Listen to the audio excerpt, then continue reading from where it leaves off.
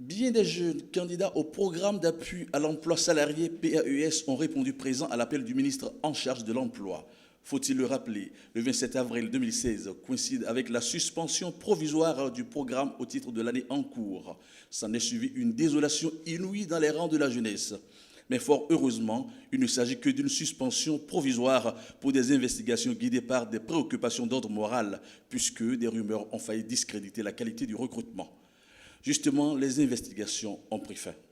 Je voudrais vous dire d'entrée de jeu que le programme sera relancé et sans tarder. Sur quelle base seulement 1700 candidats ont été retenus alors qu'ils étaient 2585 sélectionnés au départ? Il y en a qui sont passés directement par les antennes, ce qui est le principe de base. Il y a d'autres qu'on a ajoutés à la liste et qui n'ont pas forcément pris par ce chemin-là. Les 885 autres candidats seraient-ils ainsi laissés pour compte? Ils ne sont pas rejetés, mais n'ont pas rempli les conditions non plus. Il faut qu'ils le reconnaissent. Ils seront pris en charge, comme l'a dit le DG, au cas par les antennes, écoutés, conseillés, réorientés. Connaissant le montant des allocations, les jeunes voudraient savoir si on ne pourrait pas l'augmenter.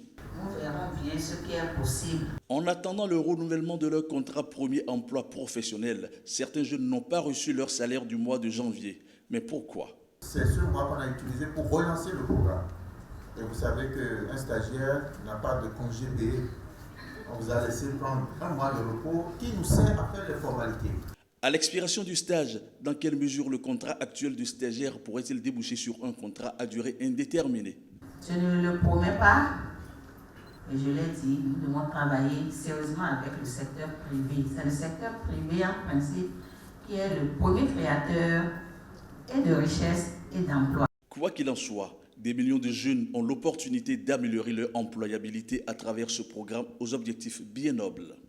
Nous, gestionnaires des ressources humaines des structures d'accueil, publiques comme privées, prenons ici l'engagement de ne ménager aucun effort pour vous accompagner dans l'atteinte de ces objectifs. Pour compter du 1er juillet prochain, démarrent les stages des candidats officiellement retenus. La liste des 1700 sélectionnés aurait entre-temps été publiée.